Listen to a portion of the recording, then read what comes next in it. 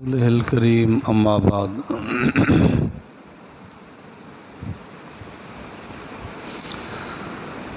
قربانی کا مرحلہ جس کو اللہ نے زندگی نصیب فرمائی تو بہت قریب ہے۔ قربانی کرنے کا بہت بڑا اجر ہے۔ ایک تو آپ علیہ الصلوۃ والسلام سے جب پوچھا گیا کہ قربانی کیا چیز ہے، آپ علیہ الصلوۃ والسلام نے فرمایا یہ تمہارے باپ ابراہیم کی سنت ہے۔ علماء فرماتے ہیں کہ آپ علیہ الصلوۃ والسلام نے یوں نہیں فرمایا کہ میری سنت ہے۔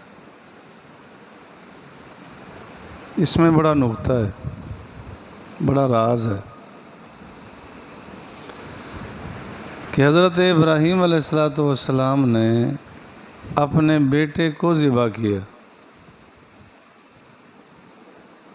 تمام عزائم میں، تمام اسباب میں اپنے بیٹے کو ہی ذبح کیا۔ بیٹے کا حکم ہوا، بیٹے کو لٹایا، چھری بیٹے کے گردن پہ چلائی، اور ارادہ اور نیت بھی ٹھیک تھی۔ ہماری طرح یہ نہیں کہ ابھی زبان پر کچھ ہو دل میں کچھ ہو، نبی ایسا نہیں ہوتا۔ پکا ارادہ تھا کہ بیٹا ذبح ہی کر دوں۔ جب اس طرح کی کیفیت ہو تو حکم ہوتا ہے کہ ہو گیا۔ اور اللہ رب العالمین نے بھی فرمایا قد صدقت الرؤیا، اپنا خواب سچا کر دکھایا۔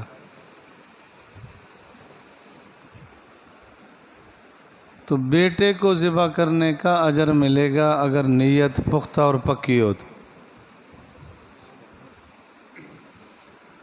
حضور علیہ الصلوۃ والسلام سے صحابہ نے پوچھا کہ ہمیں کیا ملے گا، تو حضور نے فرمایا ہر بال پر ایک نیکی ملے گی۔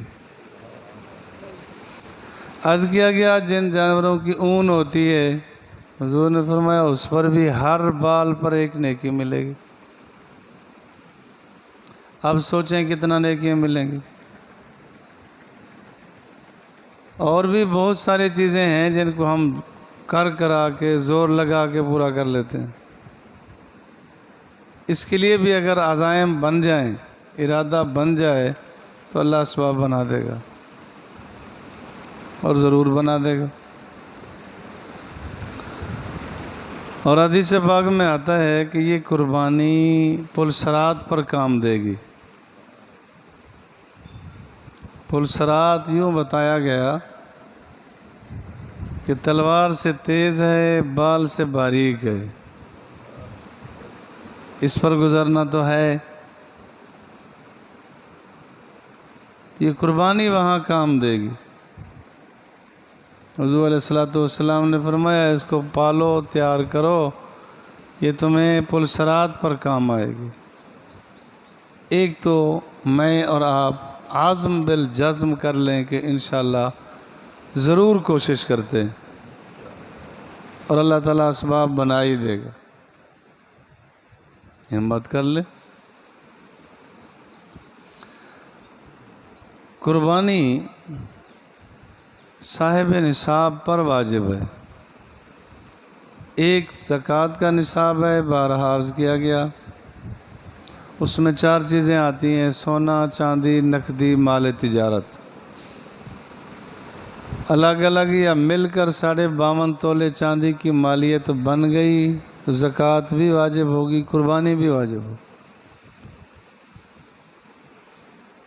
اگر ان سے ہٹ کر، سونا، چاندی، نقدی، مال تجارت سے ہٹ کر ضرورت سے زائد اشیاء اتنے ہیں جن کی مالیت 52.5 تولے کی بنتی ہے تو قربانی واجب ہوگی۔ قربانی واجب ہوگی۔ اب دیکھ لے اپنے اسباب کو، سامان کو،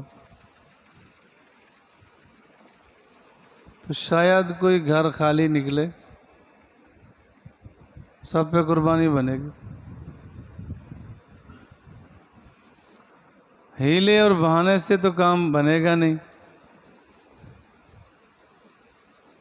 ارادہ پختہ کرے گا، اللہ تعالیٰ سے مانگے گا، اللہ تعالیٰ کرم کر دیں گے، اسباب بن جائے گا۔ یہ مسئلہ بھی یاد رکھیں کہ جہاں اور اشیاء کے لیے، چیزوں کے لیے قرضہ لینا جائز ہے، قربانی کے لیے بھی جائز ہے، لیکن دینے کی نیت ہو۔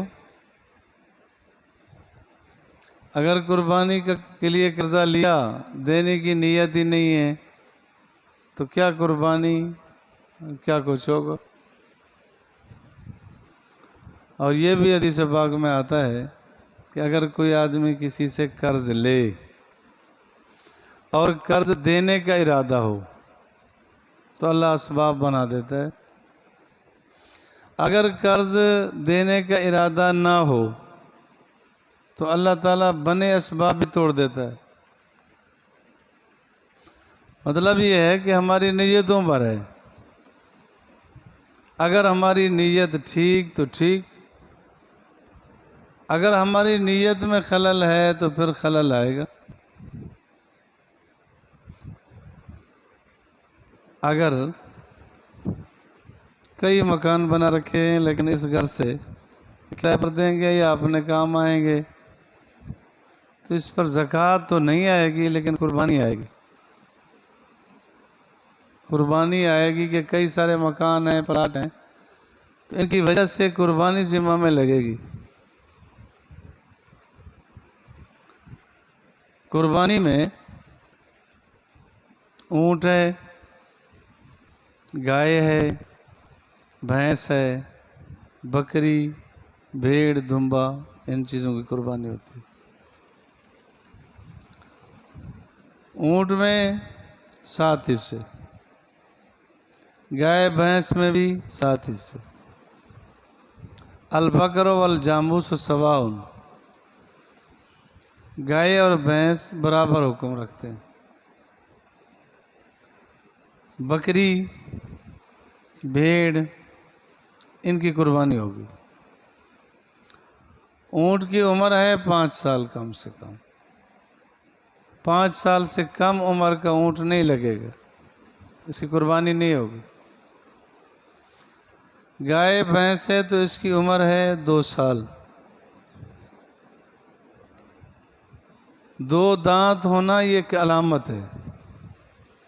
اگر گھر کا جانور ہے، پتہ ہے کہ ٹھیک یہ 2 سال سے اوپر کا ہے، بس ٹھیک، اس کی قربانی ہو جائے گی۔ 2 دانت ہونا علامت ہے۔ سننے میں آ رہا ہے، آپ نے بارہا دیکھا بھی ہوگا، فراڈ بھی چلتا ہے، دانت توڑ دیتے ہیں، عمر پوری نہیں ہوتی، وہ کہتے ہیں جی بس دانت توڑے ہوئے ہیں، اگلے والے نکلنے والے ہیں، عمر اس کی پوری ہے، ذرا تسلی کر لیجیے۔ قربانی کا مسئلہ مرحلہ ہے، عام آدمی سے تو جب لیں پوری تسلی کریں، کیونکہ ایسے واقعات نہ ہوتے تو چلو، لیکن واقعات پائے جاتے ہیں، فراڈ اور دھوکہ چل رہا ہے۔ جب قبر حشر سامنے ہے ہی نہیں، پھر دھوکے تو چلتے۔ اور بھیڑ بکری، ان میں سال کی عمر چاہیے، 1 دن بھی کم نہ ہو۔ مثلا عید سے 1 دن 2 دن بعد میں بھیڑ بکری پیدا ہوئی، پھر نہیں لگ سکے گی، 1 دن بھی کم نہ ہو عمر چاہیے۔ البتہ یوں بھی حدیث پاک میں آیا ہے کہ اگر بھیڑ 6 ماہ کی سال والی کے برابر لگتی ہے تو پھر اس کی قربانی بھی ہو جائے گی۔ حضرت تھانوی رحمۃ اللہ علیہ فرماتے ہیں کہ میں نے مسئلہ لکھا کہ اس میں کوئی ایک عیب بھی نہ ہو، جو قربانی کے لیے جانور رکھا ہے، لیا ہے۔ کہتے ہیں ایک صاحب آئے میرے پاس، کہنے لگے حضرت جی میں نے یہ جانور خریدا ہے، اس کے کان کٹے ہوئے ہیں، دم کٹی ہوئی ہے، دانت اس کے 2 حصے سے زیادہ گرے ہوئے ہیں، فلاں فلاں. تو آپ نے لکھا ہے کہ اس میں ایک عیب بھی نہ ہو. تو ایک عیب نہیں ہے کہ چلتا ٹھیک ہے.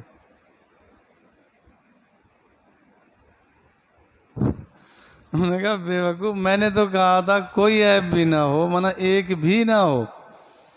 انہوں نے کہا جی میں نے سمجھا تھا کہ ایک نہ ہو باقی ہوں دو. تو کہیں ایسا نہ ہو کہ میں زور لگاؤں کہ کوئی مسائل سمجھا رہا ہوں اور بعد میں پتہ چلے کہ نہیں جی آپ نے تو یہ کہا تھا. تو دینیات سمجھنے کی بھی کوشش ہو. اگر کوئی مسئلہ نہیں سمجھ آیا پھر پوچھا جائے. ایک سے نہیں سمجھ آیا دوسرے عالم سے پوچھ لو جس پر تسلی ہو. لیکن دینی مسئلہ سمجھ کے عمل کی کوشش ہو. اللہ مجھے اور آپ کو دینیات پر عمل کی توفیق دے.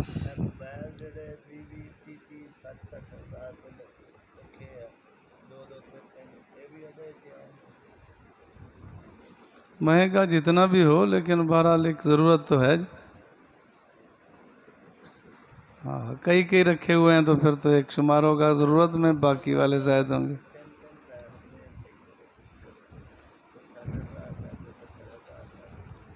ہاں وہ جتنے والا بھی ہو لیکن ضرورت کے لیے رکھیں تو ضرورت میں ایک کام آئے گا، باقی ضرورت سے زائد شمار ہوں گے، ان کی قیمت لگائی جائے گی.